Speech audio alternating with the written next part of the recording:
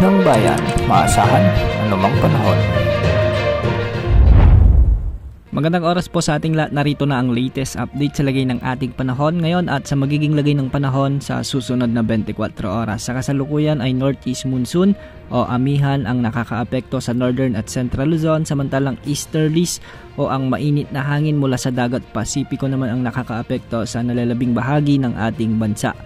Dahil nga sumiiral na easterlies ay asahan ang maulap na kalangitan na may mga kalat-kalat na pagulan at may mga kasamang thunderstorms sa may Bicol Region at Quezon Province. Pinag-iingat natin ang ating mga kababayan rito dahil posible ang banta ng mga biglang pagbaha at pagguho ng lupa, lalo na kung may mga katamtaman at minsan ay malalakas na pagulan. Samantala sa Cagayan Valley at Aurora ay magiging maulap naman ang mga kalangitan na may mga kasamang pagulan. Ito ay dulot din ng umiiral na northeast monsoon o amihan.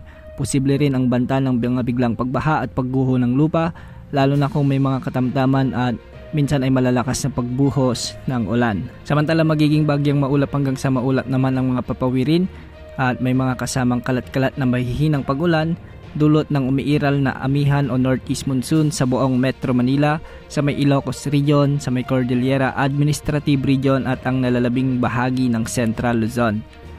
Para naman sa nalalabing bahagi ng ating bansa, particular sa may Visayas at Mindanao, ay easterlies ang panahong inaasahan, kaya magiging bagyang maulap hanggang sa maulap ang mga papawirin na may mga kasamang kalat-kalat na pagulan at thunderstorms. Dahil dito, hindi rin inaalis ang posibilidad ng mga biglang pagbaha at pagguho ng lupa, lalo na kung may mga umiiral na severe thunderstorms. Samantala, para naman sa mga pag-alon sa ating mga dagat baybayin, sa northern at central seaboards ng Luzon, ay posible ang mga pag-alon hanggang 3.7 meters.